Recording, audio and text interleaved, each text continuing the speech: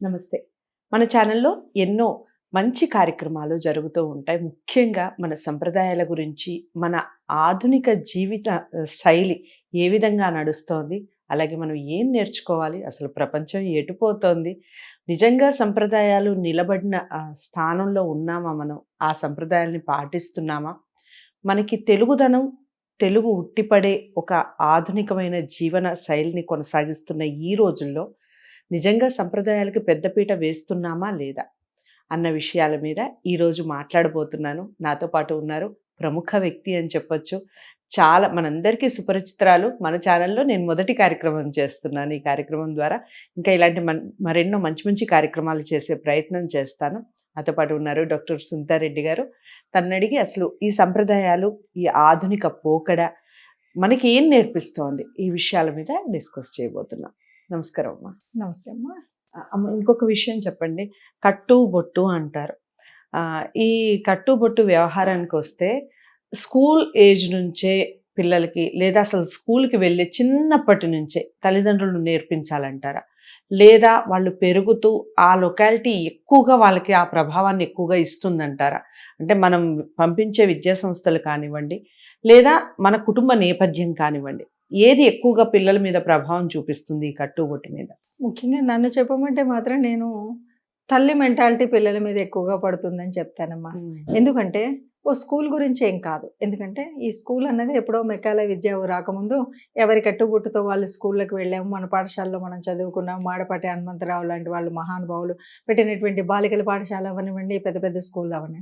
సరే, మెకాలే విద్యా విధానం వచ్చింది. అక్కడ ఏంటంటే మేమంతా ఏంటంటే ఈ డిస్క్రిమినేషన్ లేకుండా అందరూ సమానం అనే పద్ధతి చెప్తున్నాం కాబట్టి యూనిఫామ్ ఉండాలి అని వాళ్ళు పెట్టారు. ఇప్పుడు ఆ యూనిఫామ్ లేకపోతే ఏ స్కూలు పనికిరాని స్కూలే. కాబట్టి అంటే తల్లిదండ్రుల దృష్టిలో అందుకని ప్రతి ఒక్కరు ఇష్టం ఉన్నా లేకపోయినా ఒక యూనిఫామ్ పెడతారు. సరే, కాబట్టి యూనిఫామ్ పెట్టినంతలో యూనిఫామ్ నిండుగానే కొనుక్కుంటారు, బాగానే ఉంటుంది, అంతా బాగానే ఉంటుంది. యూనిఫామ్లో నీట్గా డీసెంట్గా కనబడతారు. ఇక్కడ ఏం లేదు. కానీ స్కూల్ తర్వాత ఇంట్లో ఉంటారు కదా. ఇప్పుడు ఏం చేస్తారంటే అమ్మ పద్ధతులు అంటే నేటి కాలంలో అందరికీ కూడా నలుగురిని కానీ ఓపిక లేదు. ఒకవేళ కన్నా కూడా పెంచుతామా మేము అనుకున్న లగ్జరియస్ లైఫ్లో ఈ పిల్లలు నలుగురిని కంటే పెంచలేం. అందుకని ఒక్కడో ఇద్దరు ఉన్నప్పుడు ఇంకొక చాలా తమాషా మార్పు ఏముంటుందంటే, ఆ ఒక్కరు అమ్మాయి అయింది అనుకో, అప్పటిదాకైనా నాకు చాలమ్మా, అమ్మాయి అయినా ఎవరైనా వీళ్ళే అంటారు. తర్వాత ఏంటంటే ఈ అమ్మాయికి అబ్బాయి బట్టలే వేస్తుంది ఆ తల్లి. మరి నువ్వు అనుకున్నప్పుడే అబ్బాయి కూడా అమ్మాయి కూడా ఉంటే వాడి బట్టలు ఆడికి, ఈడి బట్టలు ఈడికి వేయచ్చు కదా. అలా కాదు, అమ్మాయికి అబ్బాయి బట్టలు వేయాలి. ఇది మన ఫ్యాషన్, ఇది తమాషా.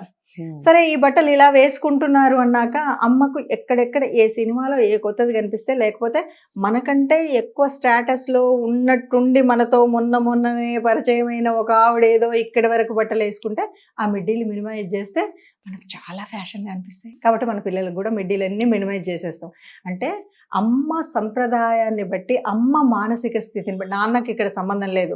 ఒకప్పుడైతే నాన్నగారు తిడతారు, నాన్నగారు అంటారు అనేటువంటి పద్ధతి ఉండేది. ఇప్పుడు అట్లా నాన్నగారి అసలు మీకేం తెలుసండి ఈ ఫ్యాషన్ అనేటువంటి అమ్మలే ఉన్నారు. కాబట్టి ఇప్పుడు అమ్మ సరిగ్గా బట్టలు వేస్తే మనం ఎలా ఉండాలి ఆడపిల్లకి, ఆడపిల్ల వయసులో. ఈరోజు మీరు ఒక్క మాట చెప్పండి, నాకు అర్థం కాదు. ఏ అమ్మాయి అయినా, అమ్మాయి కాదు యువతి అయినా నిండుగా బట్టలు వేసుకున్నా అవి నిజంగా మనం వేసుకునే ఆడపిల్లలు వేసుకునే బట్టలే వేసుకుంటున్నారంటారా? ఎక్కడికక్కడికి కూడా ఎదపొంగులు కనబడే విధంగా బట్టలు వేసుకునేటువంటి స్థితి భారతదేశంలో సనాతన ధర్మంలో ఉందా? చక్కగా నిండుగా ఒక కొంగు కప్పుకునేవాళ్ళు కదా. ఒక ఆవిడ ఎవరో మా స్నేహితురాలు ఒక పద్యం రాసింది, కోమలికి కొంగులేమి రెండు ఒక్కటైన కప్పదాయ ఎదపై పొంగు అని ఆమె ఏదో రాసింది. నిజంగా ఈరోజు అది పక్కకు ఒక గుడ్డ, వేలాడే గుడ్డ ఎందుకు వేసుకుంటున్నారో తెలియదు. ఏ డ్రెస్సులు వేసినా. ఇంకా తమాషాలు ఏంటంటే రకరకాలైన వింత వింత మనం వెనక్కిపోతున్న పురోగతి అధోగతి నాకు తెలియదు. వెనక్కి వెళుతున్నట్టుగా ఉండేటువంటి స్థితి. ఆటవికులు ఉంటారు కదా, ఒకప్పుడు పాపం ఆటవికులు బట్టలేక సగం సగం వేసుకున్నారు, చిరిగినే సగం వేసుకున్నారు, ఉండి లేని వేసుకున్నారు కదా. అలా వేసుకునే పరిస్థితి ఏంటంటే సొసైటీలో బాగా డబ్బున్న వాళ్ళంటే ఇలాగే ఉంటారు. ఏది మనం సెలబ్రిటీస్ని చూస్తుంటారు, వీళ్ళని చూసి అలా ఉండాలేమో అనే భ్రమలో ముఖ్యంగా అటు ఇటు చెందినటువంటి అమ్మలు, అంటే ఆ తరం కాదు ఈ తరం కాదు, ఏమీ తెలియదు, అయోమయం అమాయకం. నిజం చెప్పాలంటే వాళ్ళకి ఇదంతా ఆలోచించే శక్తి లేదు. సామర్థ్యం అంతకన్నా లేదు. ఏదో ఒకటి ఇది కొత్తదనం, మనం ఇలా ఉంటేనే మన కల్చర్ అనే స్థితిలో మన కల్చర్ని దిగజార్చే పరిస్థితి అయితే వస్తుందమ్మా. ఇది అవునన్నా కాదన్నా అందరూ ఒప్పుకోవాల్సినటువంటి నిజం. నిండుగా ఒకవేళ ఎవరైనా నిండుగా బట్టలు కట్టుకొని వస్తే ఏ పల్లె నుండి వచ్చిందిరా అంటారు, ఎర్ర బస్సు దిగిందా అనే పరిస్థితి కూడా ఉంది. కాబట్టి మార్పు ఎక్కడ రావాలి? ఈ మార్పు అనేది ఎక్కడ రావాలి అంటే అమ్మా, ఇంకా ఇప్పుడు సముద్రానికి ఎదురెదుతున్నామేమో అనిపిస్తుంది. ఎందుకంటే ఓనాడైతే అందరూ ఉండేవాళ్ళు ఇంట్లో. అంటే అమ్మ, నాన్న వాళ్ళ నాన్న, అమ్మ, ఇంకా పెద్దవాడు కూడా జేజమ్మ కూడా ఉండేది, తాతమ్మ, ఆవిడ కూడా ఇంట్లో ఉండేది. అప్పుడు అందరు ఉండేవాళ్ళు. ఒకవేళ పొరపాటునో గ్రహపాటునో పిల్లవాడో పిల్లలో ఏదైనా సరే, ఇప్పుడు కత్తిరించుకునే జుట్లో బొట్లో ఏవైనా ఉంటే అదేం పోయే కాలమమ్మ, అట్లా ఉంటారా ఎవరైనా ఆడపిల్ల అని ముసలమ్మ తిట్టేది. నాయనమ్మైనా అమ్మమ్మైనా పెద్దవాడు ఎవరైనా వాళ్ళ భయానికైనా వీళ్ళు వేసేవాళ్ళు. ఇప్పుడు చిన్న కుటుంబం, చింతలేని కుటుంబం, అందరు వచ్చి నగరాల్లో సెటిల్. వాళ్ళు చెప్పినా వీళ్ళు వినరు, వీళ్ళ పరిస్థితి వీళ్ళదే.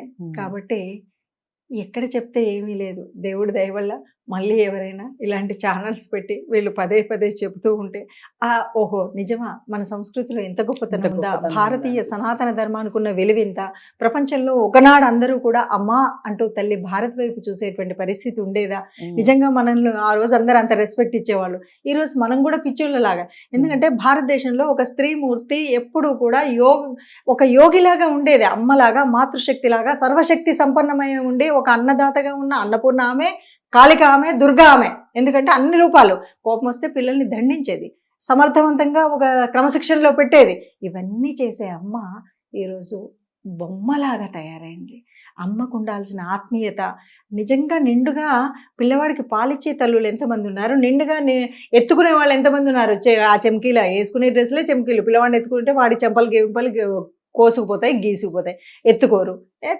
ఇక ఉన్నటువంటి పరిస్థితులన్నీ ఎట్లా ఉన్నాయంటే, అమ్మగా తాను ఎత్తుకొని లాలించి చక్కగా పెంచినటువంటి అమ్మలకు ఉండే ఆలోచన విధానం, స్పర్శ, ఇవన్నీ ఏమీ లేకుండా అయిపోయినాయి తల్లి. దానివల్ల ఇప్పుడు ఇలా ఎవరైనా ఇంకా పెద్దవాళ్ళు చెప్తూ ఉంటే అప్పుడప్పుడు వీళ్ళు వినగలిగే శక్తి ఉంటే ఆ పరమాత్మ కాపాడాల్సింది తప్ప, నిజంగా మళ్ళీ ఒకసారి ఆ రాముడే దిగి వస్తాడో, లేకపోతే ఇంకేదైనా మాయ జరుగుతుందో, మళ్ళీ భారతీయ సనాతన ధర్మం మాత్రం బతికుండాలి, వర్ధిల్లాలి, పరిడవిల్లాలి అని మాత్రం అందరం, మీరు నేను అందరం కోరుకుందాం. సో అదండి సంగతి. శ్రీమతి సునీత గారు చెప్పిన ప్రతి మాట నిజంగా మాటే మంత్రంగా ప్రతి ఒక్కళ్ళు పాటించే ప్రయత్నం చేయండి. వీడియో ఎలా అనిపించింది ఈ విషయాన్ని తప్పకుండా కామెంట్ బాక్స్లో తెలియజేస్తూ, మీరు ఇంకా ఎలాంటి కార్యక్రమాలు చూడాలనుకుంటున్నారు ఇవి కూడా కామెంట్ బాక్స్లో తెలియజేయండి. వీడియోని లైక్ చేసి షేర్ చేయండి, ఛానల్ని సబ్స్క్రైబ్ చేసుకోండి. మరో మంచి కార్యక్రమంతో మళ్ళీ కలిసే ప్రయత్నం చేస్తాను. ఇంతవరకు సెలవు, నమస్తే.